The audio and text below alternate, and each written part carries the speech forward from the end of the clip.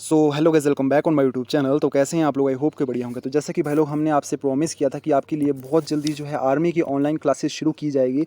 बिल्कुल quality content आपको यहाँ पढ़ाया जाएगा, और जो भी पढ़ाया जाएगा मैं आपको विश्वास दिलाना चाहता हूँ 90% 90% एग्जाम ओरिएंटेटेड और एग्जाम में फंसाने वाले क्वेश्चन यहाँ करवाए जाएंगे। और सबसे पहले हम यहाँ प्रैक्टिस सेट शुरू करेंगे। प्रैक्टिस सेट के साथ हम यहाँ टॉपिक वाइज भी शुरू करेंगे आपके टॉपिक।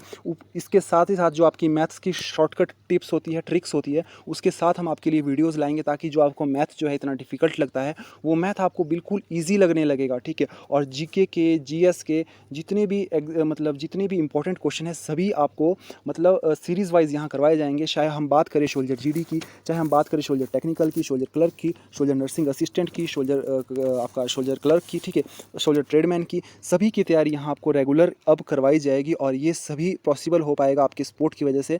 हम आपको बता देते हैं ये फर्स्ट क्लास है और आपका सपोर्ट इसमें बहुत अच्छा चाहिए होगा।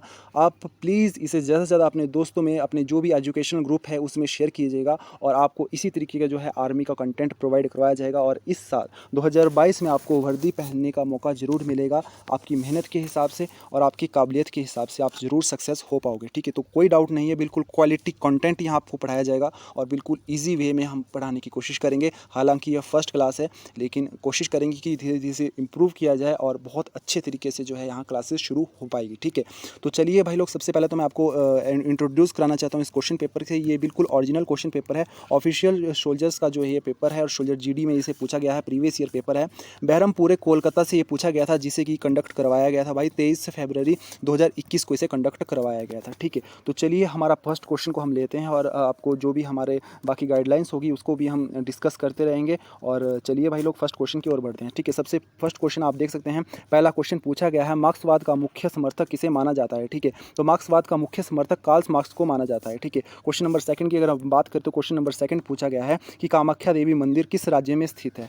तो कामाख्या देवी आप सभी को पता ही होगा, कामाख्या देवी जो मंदिर है हमारा, वो हमारा आसाम में है। ठीक है। आसाम में कामाख्या देवी मंदिर है, और अंबुबाची मेला भी वहाँ का बहुत फेमस मेला है जो वहाँ हर साल मनाया जाता है। तो इससे भी क्वेश्चन आपका पूछा जा सकता है। ठीक है। और साथ ही साथ में आप सभी से एक और रिक्वेस्ट रहेगी, अगर कोई भी आपको इम्प्रूवमेंट जो है हमारे कंटेंट में चाहिए, हमारे पढ़ने के स्टाइल में, पढ़ाने के स्टाइल में चाहिए, कुछ भी आपको बदलाव चाहिए, तो प्लीज़ आप कमेंट कर सकते हैं। व्हाट्सएप का लिंक आपको वीडियो के डिस्क्रिप्शन में मिल जाएगा। तो प्लीज़ हमें आप गाइड कर सकते हैं, हमें आप अपना सुझाव दे सकते हैं, क्योंकि आपके सुझाव से ही हम बिल्कुल बेस्ट आपको प्रोवाइड करवा सकते हैं। ठीक है। और जो भी अगर कमी वगैरह होगी तो इसे धीरे धीरे इंप्रूव करने की कोशिश करेंगे। बाकी आप अपने जो ज़रूर अपने जो है कमेंट्स आप जरूर दीजिएगा। अब बात करें हम क्वेश्चन नंबर 3 की। क्वेश्चन नंबर 3 में आपसे पूछा गया है, सर्वोच्च सैनिक वीरता पुरस्कार कौन सा है। ठीक है। तो सर्वोच्च सैनिक वीरता पुरस्कार आप सभी को पता ही होगा, ये होता है हमारा ऑप्शन नंबर बी, परमवीर चक्र जो है हमारा सर्वोच्च वीरता पुरस्कार होता है। अगर ये कोई भी सैनिक जो है अपनी जान देता है, अपनी देश के लिए जान न्यौछावर करता है, तो सिर्फ उसी को जो है परमवीर चक्र मिलता है। तो ये सभी चीज़ें आपको पता ही होना चाहिए।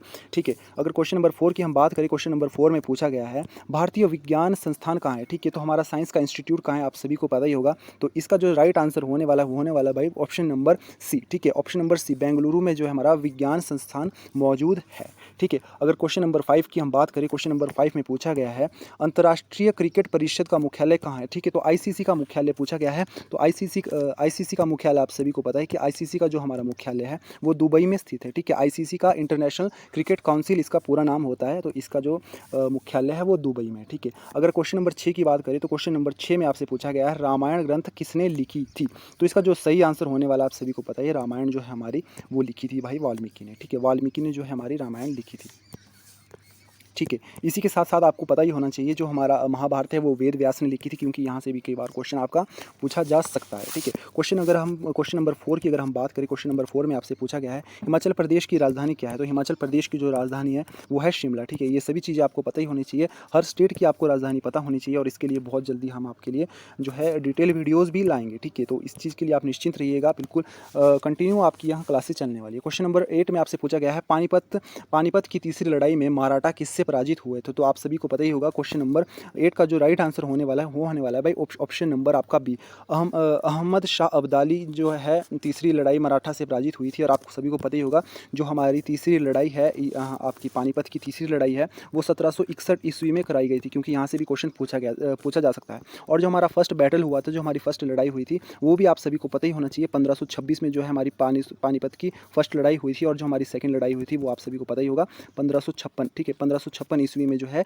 इसकी जो है सेकंड लड़ाई हुई थी पानीपत की, ठीक है। अगर हम बात करें क्वेश्चन नंबर 9 की, क्वेश्चन नंबर 9 की और जल्दी से हम बढ़ते हैं। क्वेश्चन नंबर 9 में आपसे पूछा गया है कि स्वराज मेरा जन्मसिद्ध अधिकार किसने कहा था। तो यहाँ आप देख सकते हैं स्वराज हमारा जन्मसिद्ध अधिकार है, ये कहा था, आप सभी को पता ही होगा, बाल गंगाधर तिलक, ठीक है। बाल गंगाधर तिलक को लोकमान्य तिलक भी कहते हैं, तो ये चीज़ भी आप सभी को पता ही होनी चाहिए, ठीक है। क्वेश्चन नंबर 10 की अगर हम बात करें, क्वेश्चन नंबर 10 में आप यहाँ देख पाएंगे, क्वेश्चन नंबर 10 में पूछा गया है कि जो गीता ग्रंथ है वो किसके द्वारा लिखी गई थी, ठीक है। तो इसका राइट आंसर आप सभी को पता है वेद व्यास। आप ऑप्शन नंबर बी आपका बिल्कुल सही आंसर हो जाएगा, ठीक है। क्वेश्चन नंबर 11 की ओर बढ़ते हैं। क्वेश्चन नंबर 11 में आप सभी से पूछा गया है कि भारत, पाकिस्तान और श्रीलंका के अलावा कौन सा एशियाई देश है जहां रुपये मुद्रा रुपया है, ठीक है। तो ये भी आप सभी को पता ही होना चाहिए, जो हमारा भूटान है वहाँ की जो मुद्रा है वो नोटुरमर्ग होती है, ठीक है, नोटुरमर्ग होती है। और अगर हम बात करें म्यांमार की, तो म्यांमार की जो मुद्रा होती है वो क्यात होती है। और अगर हम बात करें इसके बाद इंडोनेशिया की, तो इंडोनेशिया की जो मुद्रा होती है वो रुपया होती है, ठीक है।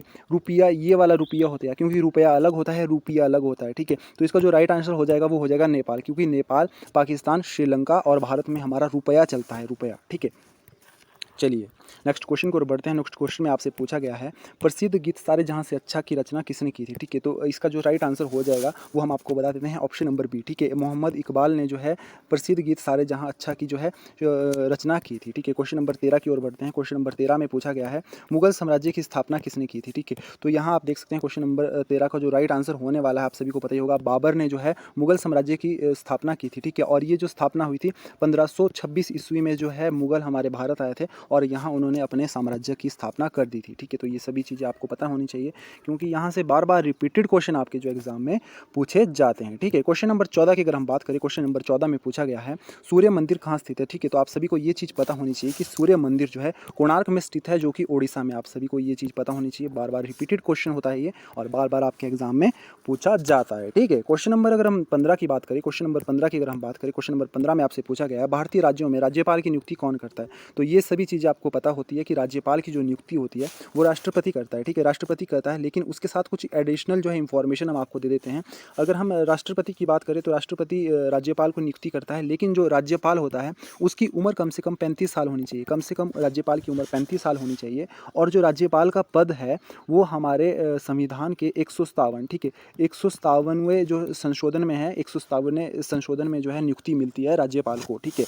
तो यही है भाई। अगर हम नेक्स्ट क्वेश्चन की बात करें तो नेक्स्ट क्वेश्चन में हमारे से पूछा गया है, नेक्स्ट क्वेश्चन में पूछा गया है निम्न में से कौन सी बायोगैस का मुख्य घटक है। तो क्वेश्चन नंबर 16 का जो भी भाई लोग हमारे आंसर बता रहे हैं, ऑप्शन नंबर ए बता रहे हैं मीथेन, ठीक है। तो वो बिल्कुल सही हो जाएगा। और मीथेन का जो फॉर्मूला भी पूछा जाता है कई बार, तो वो हो जाता है भाई CH4, ठीक है। तो ये सभी चीज़ें आपको ध्यान में रखनी होती है, ठीक है। चलिए भाई लोग, अगर हम बात करें क्वेश्चन नंबर 17 की, तो क्वेश्चन नंबर 17 में आप सभी से पूछा गया है पीतल में डैश चीज़ें शामिल होती है। तो पीतल में आप सभी को पता ही होगा, पीतल में जो है हमारी कॉपर और जिंक शामिल होता है, कॉपर और जिंक शामिल होता है। लेकिन इससे भी ज़्यादा एक इंपॉर्टेंट क्वेश्चन है जो बार बार आपके एग्जाम में पूछा जाता है, एक क्वेश्चन जो आपसे बार बार पूछा जाता है गन मेटल से, ठीक है।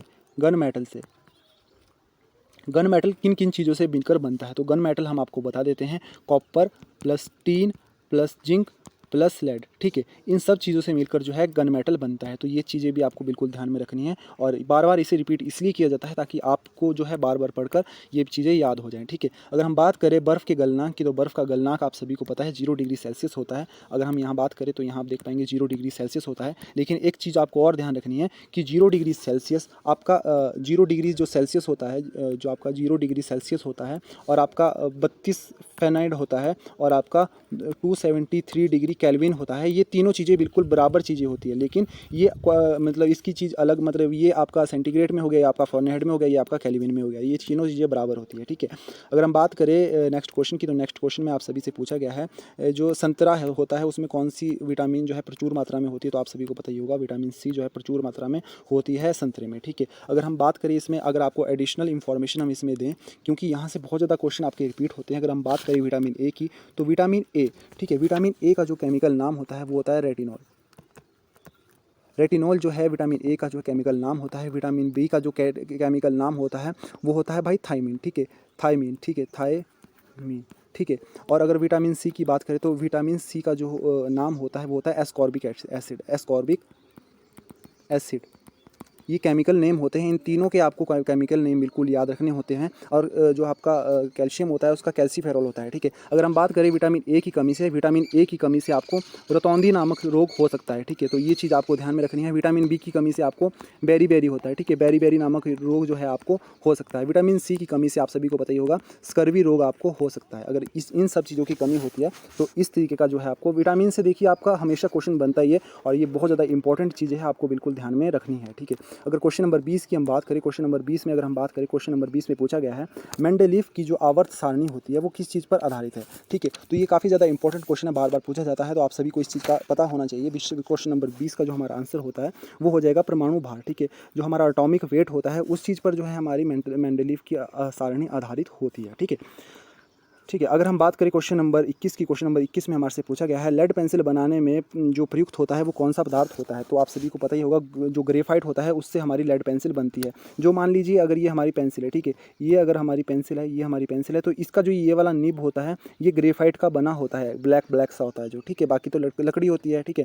और एक चीज़ आपको और याद रखनी है, अगर आपसे पूछा जाता है कि कार्बन के अप्रूव कौन से होते हैं, तो आपको बताना है कार्बन के 2 अप्रूव होते हैं। कार्बन का जो पहला अप्रूव होता है वो होता है हीरा, और आपका दूसरा प्रूफ कौन सा होता है वो होता है आपका ग्रेफाइट, ठीक है। तो ये चीज़ें भी जो आपको बिल्कुल अपने ध्यान में रखनी है, क्योंकि यहाँ से भी आपका क्वेश्चन जो है बार बार एग्जाम में पूछा जाता है, ठीक है भाई लोग।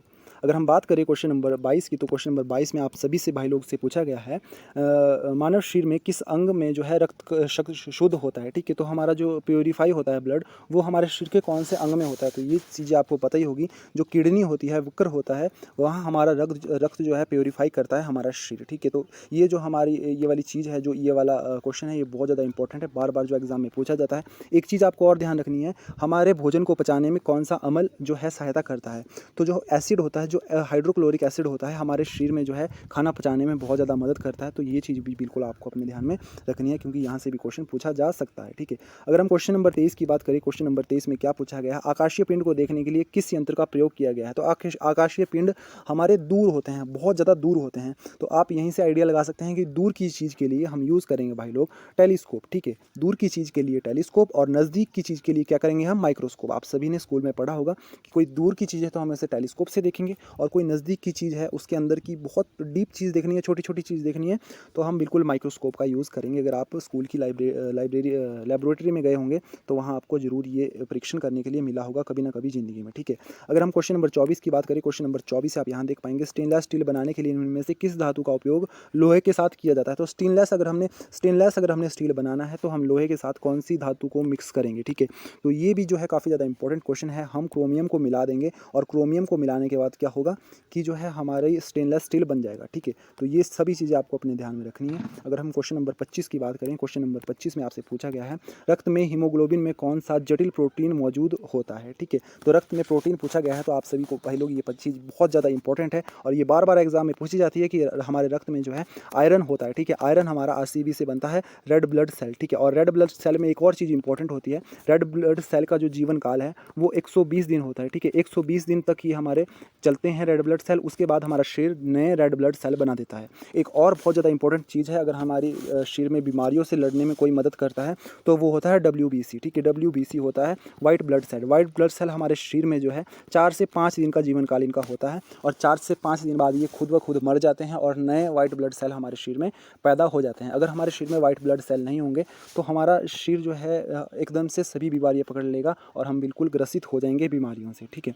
तो ये काफ़ी ज़्यादा इंपॉर्टेंट क्वेश्चन है, बिल्कुल आप इन सभी चीज़ों का आपको ध्यान रखना होगा भाई लोग। और अगर हम बात करें क्वेश्चन नंबर 26 की, क्वेश्चन नंबर 26 में पूछा गया है कि किस विटामिन से हड्डियों में मजबूती मिलती है। तो ये भी आपको ध्यान रखना है कि विटामिन D, ठीक है। धूप से ही आपको मिलता है विटामिन D, तो इस चीज़ से हमारी जो है हड्डियाँ मजबूत होती है। तो बार बार कहा जाता है कि हमें धूप ज़्यादा सेकनी चाहिए, इससे हमारी हड्डियाँ जो है मजबूत होती है। तो तभी कहा जाता है जब इसका कोई फैक्ट है, ठीक है। अगर हम बात करें, अगर हमारा नेक्स्ट क्वेश्चन की अगर हम बात करें, क्वेश्चन नंबर 27 की बात करें, तो इसमें पूछा गया है लाफिंग गैस कौन सी होती है, ठीक है। तो लाफिंग गैस को आपको बिल्कुल अपने ध्यान में रखना है। लाफिंग गैस, ठीक है, लाफिंग गैस की अगर हम बात करें ठीक है। तो ऑप्शन नंबर 2, ठीक है, नाइट्रेट ऑक्साइड इसे बोलते हैं, नाइट्रेट ऑक्साइड, ठीक है। नाइट्रेट ऑक्साइड हमारी लाफिंग गैस होती है, अगर हम इसे सूंघ लें तो हम हंसते ही रहते हैं, ठीक है। तो ये क्वेश्चन जो है बार बार रिपीट किया जाता है एग्जामिनर की तरफ से। और अगर हम बात करें क्वेश्चन नंबर 28 की, को तो क्वेश्चन नंबर 28 में पूछा गया है उत्कृष्ट गैस, ठीक है। तो उत्कृष्ट गैस बोलते हैं नोबल गैस को। तो आपको बताना है इनमें से कौन सी जो है नोबल गैस नहीं है, ठीक है। तो हम बता दें हीलियम जो होती है वो आपकी नोबल गैस होती है, ऑर्गन जो है आपकी नोबल गैस होती है, नियॉन जो है आपकी नोबल गैस होती है। लेकिन ऑक्सीजन जो है हमारी नोबल गैस नहीं है। ये जो है हमारी क्या करती है, जो अगर हमारी ऑक्सीजन के संपर्क में आ जाए तो ये आग पैदा कर सकती है, ठीक है। तो इस सब चीज़ों का आपको ध्यान रखना है। अब आपसे नेक्स्ट क्वेश्चन पूछा गया है 29, जो आपसे क्वेश्चन पूछा गया है वो पूछा गया है कि BCG के जो टीके हैं वो किसके लिए यूज़ होते हैं, ठीक है, किसकी रोकथाम के लिए यूज़ होते हैं। तो ठीक है, आप सभी को इस चीज़ का जो आंसर है वो पता होना चाहिए। इसका जो राइट आंसर होता है वो होता है तपेदिक। तपेदिक मतलब टीबी की जो बीमारी होती है, ठीक है, टीबी की जो बीमारी होती है अगर वो हमें हो जाए तो हम क्या करेंगे, हम BCG का टीका लगाएंगे और उसे रोक देंगे, ठीक है। बहुत ईजी है भाई, ठीक है। लेकिन ये वही है कि आपका कंसंट्रेशन अच्छा होना चाहिए, आपकी रेगुलरिटी होनी चाहिए। और मैं आपसे रिक्वेस्ट करूँगा कि अपने ज़्यादा से ज़्यादा दोस्तों में इस वीडियो को शेयर कीजिएगा। बहुत ज़्यादा मेहनत लगती है एजुकेशन वीडियो बनाने में, तो इस मेहनत का ज़रूर हमें फल मिले। तो यार प्लीज़ आप ज़्यादा से ज़्यादा शेयर कीजिएगा। ये फर्स्ट क्लास है, फर्स्ट ट्राई है, कुछ गलतियाँ होती है, कुछ अगर सुझाव होते हैं तो वो भी हमें भेजिए और प्लीज़ सपोर्ट कीजिए यार, प्लीज़, ठीक है। और बहुत जल्दी सभी ट्रेड के लिए जो है यहाँ बिल्कुल आपकी फ्री क्लासेस दी जाएगी आपको। इसमें कोई भी चार्ज आपको PDF के लिए नहीं देना पड़ेगा, सब कुछ आपके लिए बिल्कुल फ्री रहेगा, ठीक है। क्वेश्चन नंबर 30 की अगर हम बात करें, क्वेश्चन नंबर 30 में पूछा गया है निम्न में से सबसे भारी किरण कौन सी होती है। तो सबसे भारी किरण आपको बताना है। तो आप ये भी आपके लिए आपको ईजी लगा होगा क्वेश्चन, या इसका जो आंसर होता है वो होता है अल्फा किरण, ठीक है। और अल्फा किरण में जो आपका चार्ज होता है वो पॉजिटिव चार्ज होता है। ये सभी चीज़ें आपको पता होनी चाहिए, तभी जो है आपका एग्जाम क्रैक हो पाएगा, ठीक है। एक चीज़ पता होने से आपका एग्जाम क्रैक नहीं होता है। अगर हम मैथ की बात करें तो सबसे ज़्यादा झंझट जो किसी को लगता है वो मैथ में लगता है, और मैथ हमारा सच्चा साथी होता है, ठीक है। लेकिन इस चीज़ को जो है हम समय से नहीं समझ पाते हैं और बाद में हमें पछताना होता है।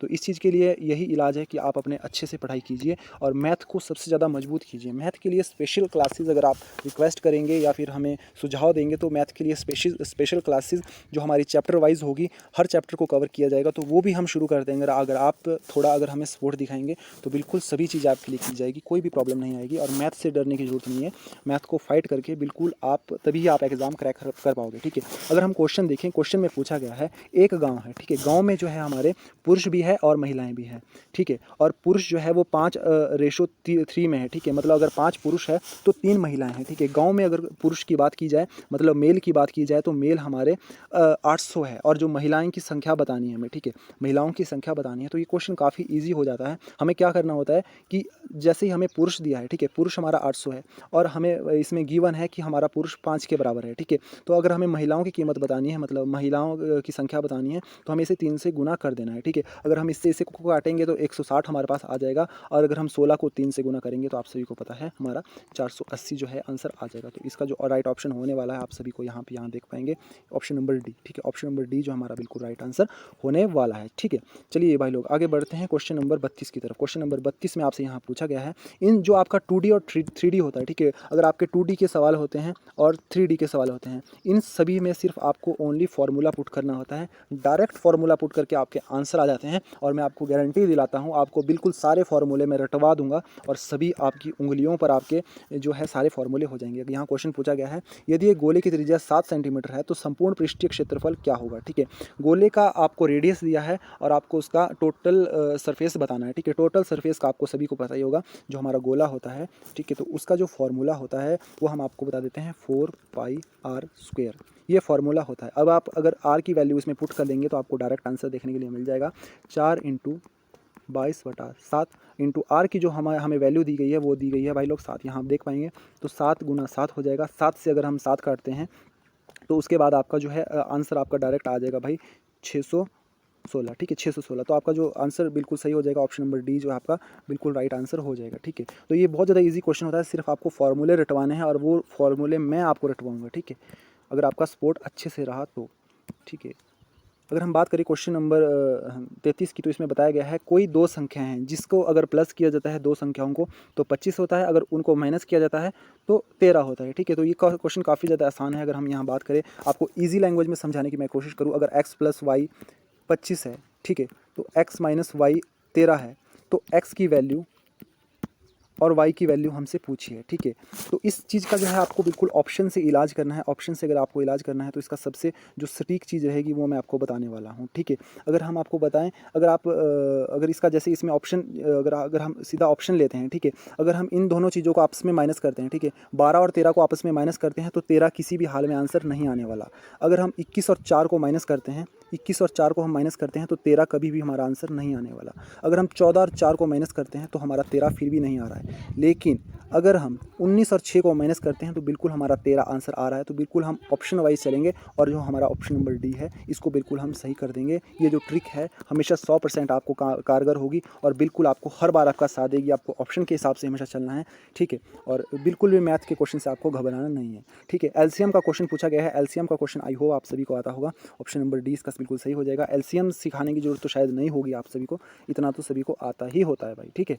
अगर हम बात करें क्वेश्चन नंबर 35 की, क्वेश्चन नंबर 35 में आपसे पूछा गया है राम एक कार्य को 10 दिन में पूरा कर सकता है, ठीक है। मोहन उस कार्य को 15 दिन में पूरा कर सकता है, तो दोनों मिलकर उस कार्य को कितने दिन में पूरा कर सकते हैं। अगर राम जो है 10 दिन में कार्य करता है और मोहन उस कार्य को 15 दिन में करता है तो 15 दिन में करता है, तो आपसे पूछा गया है इसका एलसीएम। अगर हम इसका एलसीएम निकालेंगे, अगर आपको एलसीएम निकालना भी नहीं आता तो आप अभी बहुत पीछे हैं, आपको बहुत ज़्यादा मेहनत करने की ज़रूरत है। एलसीएम इसका डायरेक्ट हम निकालते हैं 30 हो जाता है, ठीक है। अगर हम ये राम की क्षमता देखें, राम की एनर्जी देखें तो राम 3 काम करता है और जो हमारा मोहन है वो 2 काम करता है, ठीक है। अगर हम यहाँ इन दोनों की क्षमता देखें तो इनकी 5 हो जाती है, टोटल हमारा काम 30 है। अगर हम इसे 5 से भाग करेंगे तो हमारा 6 आंसर आ जाएगा, ऑप्शन नंबर 6 हो जाएगा, ठीक है। अगर हम टॉपिक वाइज मैथ शुरू करते हैं तो इन सभी चीज़ों का इलाज आपको बिल्कुल बेहतर तरीके से हम बता पाएंगे और आधे से ज़्यादा क्वेश्चन हम ऑप्शन से ही उड़ा दिया करेंगे अगर आप अच्छे से सपोर्ट करोगे तो, ठीक है।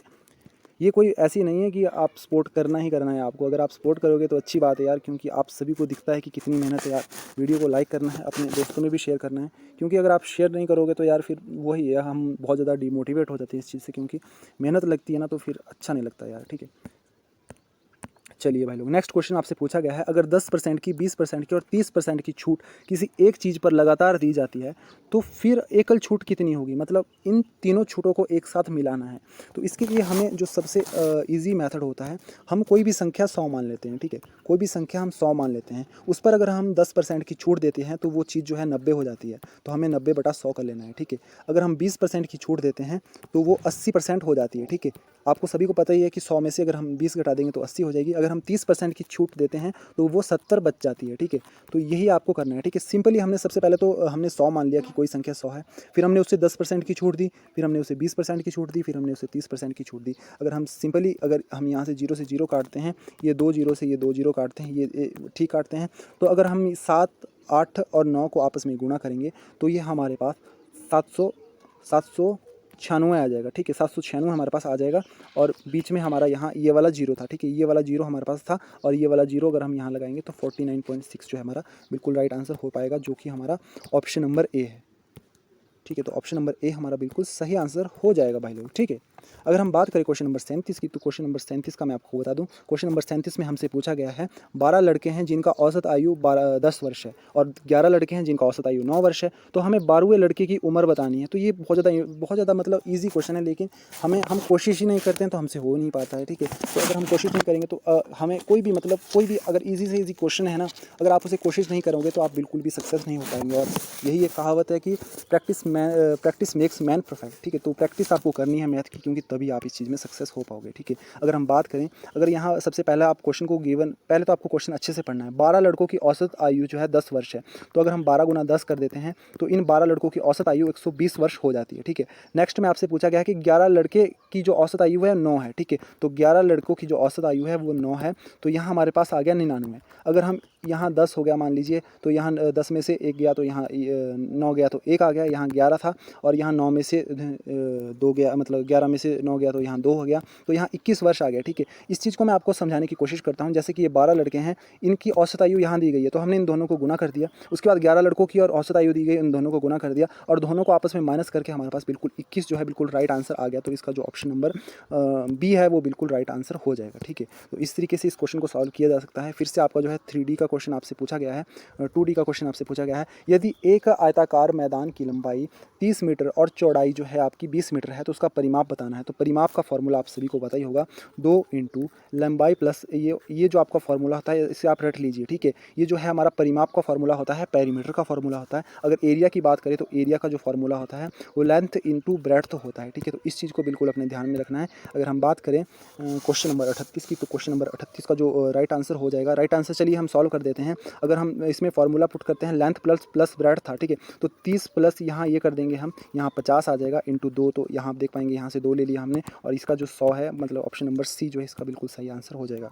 ठीक है। मैं आपको पहले ही बता दिया है, फार्मूला आपको याद करने होंगे। बिना फार्मूला याद किए आप इस चीज़ में जो है बिल्कुल भी मतलब सक्सेस नहीं ले पाएंगे, ठीक है। इस क्वेश्चन में हम बिल्कुल ट्रिक यूज़ करेंगे, और इसमें आपसे मतलब 2197 का जो है आपसे घनमूल पूछा गया है। घनमूल का मतलब आप सभी को पता है, क्यूब पूछा गया है, क्यूब, ठीक है। तो क्यूब को जो अगर हम इसमें ट्रिक की बात करें, तो अगर हम जैसे मान लीजिए ये 11 है, तो इसमें पूछा गया है कि 11 इंटू 11 इंटू 11 कभी, क्या लगता है आपको ये हो सकता है?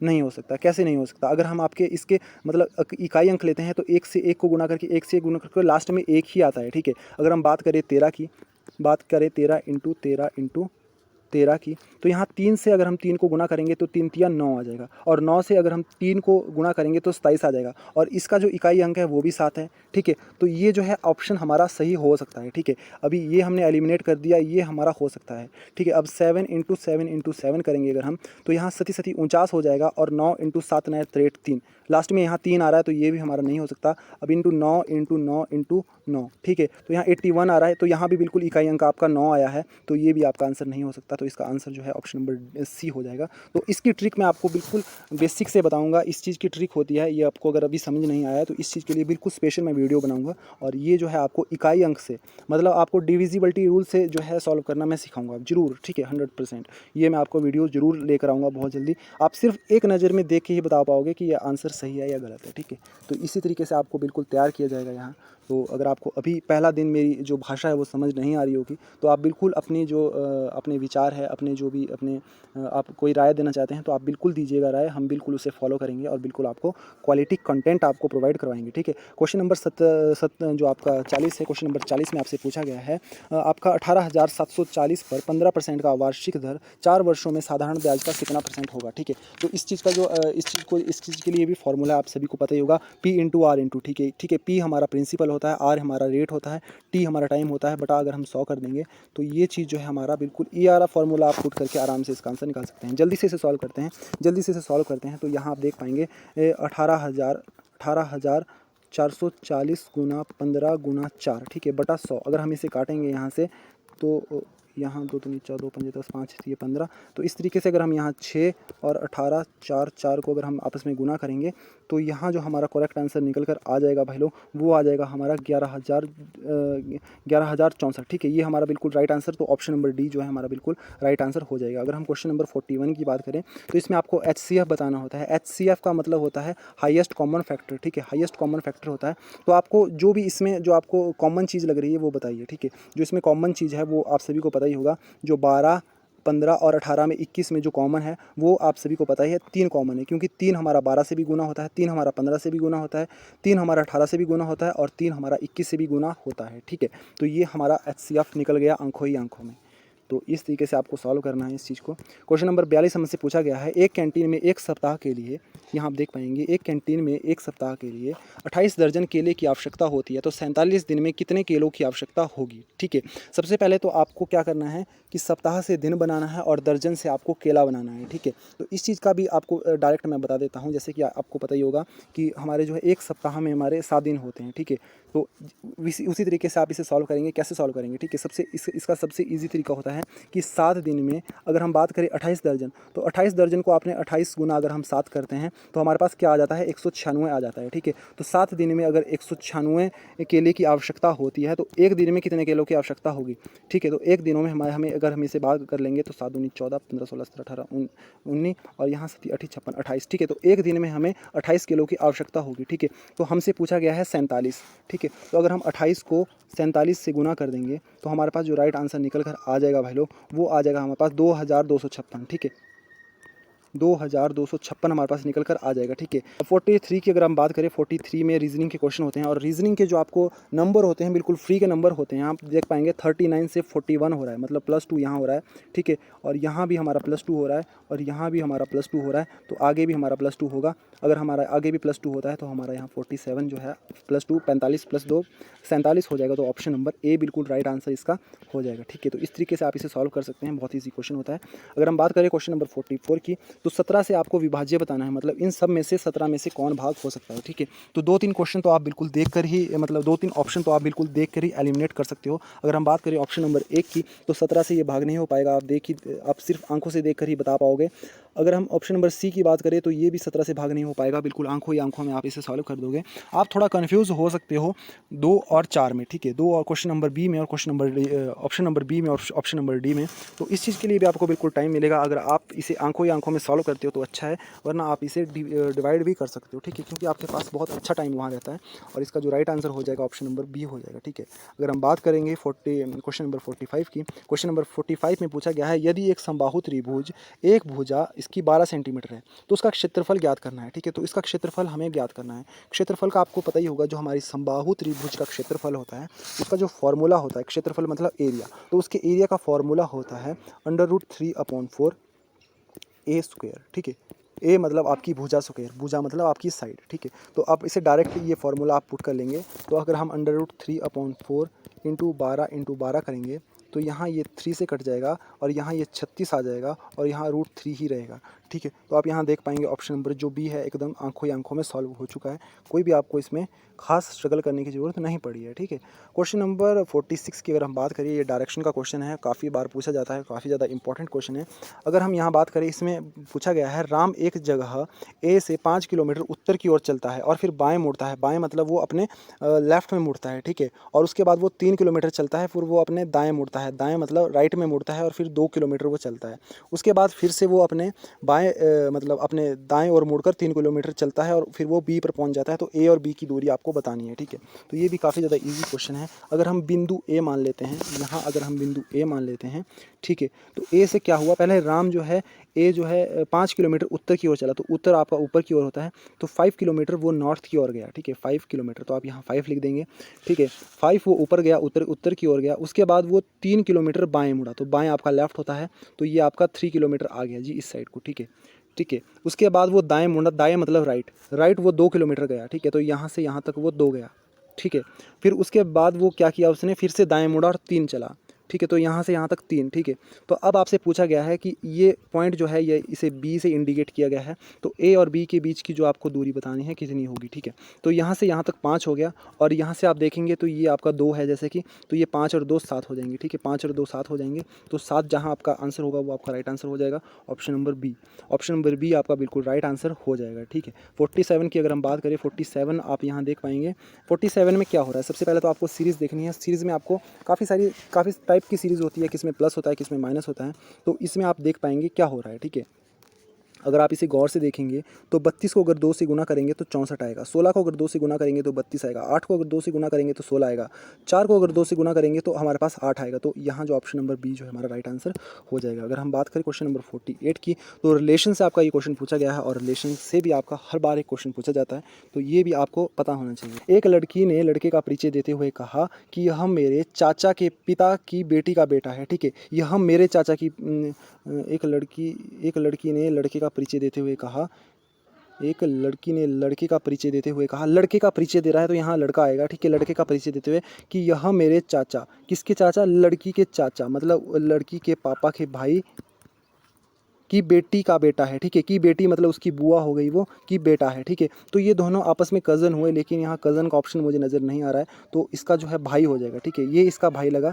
ठीक है, ये जो है ये इसका भाई हुआ। ठीक है, तो यहाँ ऑप्शन नंबर ए जो है बिल्कुल राइट आंसर हो जाएगा, क्योंकि ये क्वेश्चन कई बार कंफ्यूज कर लेते हैं। अगर हम 49 की बात करें तो 49 में आप देख पाएंगे डी से एफ होता है, एफ से एच होता है, एच से जे होता है, मतलब आप ध्यान दें, डी से ई छोड़कर एफ से एक छोड़कर एच से एक छोड़कर जे, तो इसके बाद आप यहाँ देख पाएंगे जे के बाद कौन सा आता है, एल। ठीक है, तो जे के बाद जे के आता है, के को छोड़कर एक एल हो जाएगा, तो फर्स्ट वर्ड आपके पास एल आ जाएगा। उसके बाद आप यहाँ देख पाएंगे एल से सारे ऑप्शन आपके 2 ऑप्शन शुरू होते हैं, ठीक है, 2 ऑप्शन आपके शुरू होते हैं। उसके बाद आप यहाँ देख पाएंगे, उसके बाद यहाँ पूछा गया है कि यहाँ आ जाएगा के के बाद जे के बाद आई के बाद एच, ठीक है। तो उसके बाद जो आपका आ जाएगा वो आ जाएगा जी, ठीक है, जी आ जाएगा। उसके बाद दो और बढ़ते हुए चलते हैं अगर हम, तो वाई के बाद डब्ल्यू के बाद यू के बाद एस और एस के बाद आपका क्यू आ जाएगा, ठीक है, ठीक है। तो ऑप्शन अगर हम देखें तो ऑप्शन नंबर 1 जो है हमारा बिल्कुल राइट आंसर हो जाएगा, ठीक है। इसमें आपका या तो +1 +2 देता है, या तो फिर इंटू में देता है, या फिर स्क्वायर में देता है, या फिर मतलब 2 चीज़ों के गुना करके एक चीज़ को प्लस कर देता है। तो ये जो कोडिंग डिकोडिंग होती है या फिर इस तरीके के जो क्वेश्चन होते हैं, ये बिल्कुल प्रैक्टिस पर डिपेंड करते हैं और बिल्कुल फ्री का नंबर इसमें आपको मिल जाता है, कोई भी प्रॉब्लम आपको इस चीज़ में नहीं होती है, ठीक है। अगर हम क्वेश्चन नंबर 50 की बात करें तो इसमें बताया गया है कि अगर बॉक्सर को हम AQWBQ लिखते हैं तो विजिट को क्या लिखेंगे। अगर हम यहाँ देखेंगे तो A से B माइनस किया गया है, Q से O माइनस किया गया है, W से X माइनस किया गया है, G से E माइनस किया गया है, Q से R माइनस किया गया है। तो इसी तरीके से इसमें भी अगर हम देख लेंगे तो जैसे आपका फर्स्ट में V है, ठीक है, तो V में से भी हम एक माइनस कर लेंगे तो यहाँ आप देख पाएंगे U आ जाएगा, मतलब UV, ठीक है, यहाँ V आ जाएगा आपका, यहाँ आपका U आ जाएगा। उसके बाद I देख सकते हैं तो I से भी हम एक करेंगे तो उसके बाद हमारा K आ जाएगा। और अगर हम S से करेंगे, ठीक है, S से करेंगे तो S के बाद हमारा एक R आ जाएगा। I के बाद अगर हम देखेंगे तो I के बाद हमारा K आ जाएगा। और T से अगर हम एक माइनस करेंगे तो S आ जाएगा, ठीक है। तो ये हमारा UKRKS, तो ये हमारा ऑप्शन नंबर सी बिल्कुल सही आंसर हो जाएगा, ठीक है। तो इस तरीके से आपका जो भी है पूरा 50 क्वेश्चन का सेट कंप्लीट हो चुका है। और आई होप कि आपको ये क्वेश्चन सेट बहुत अच्छा लगा होगा। और हम बहुत जल्द कोशिश करेंगे कि आपको रेगुलर जो भी है टॉपिक वाइज और सेट वाइज जो है आपको तैयारी करवाई जाए। और जो भी आपके डाउट क्वेरी बचती है आप बिल्कुल कमेंट बॉक्स में पूछेगा। और बाकी जो भी है अपने दोस्तों में ज़्यादा से ज़्यादा शेयर कीजिएगा, वीडियो को लाइक कीजिएगा और अपना प्यार सपोर्ट दिखाइएगा। इसी तरह के जो भी नेक्स्ट आपको कंटेंट है मिलते रहेंगे इस चैनल पर, ठीक है। बाकी मिलेंगे किसी और अपडेट में और क्लास में। हर रोज़ आपकी 8 बजे क्लासेस स्टार्ट होती रहेगी और आपको बिल्कुल जो है बिल्कुल क्लास के स्टार्टिंग में आ जाना है और अपने आंसर लगातार यहाँ देने हैं, ठीक है। कोई आपकी और डाउट क्वेरी बचती है तो आप कमेंट बॉक्स में पूछ लीजिएगा। मिलेंगे किसी और अपडेट में, इसी के साथ जय हिंद, जय भारत, धन्यवाद।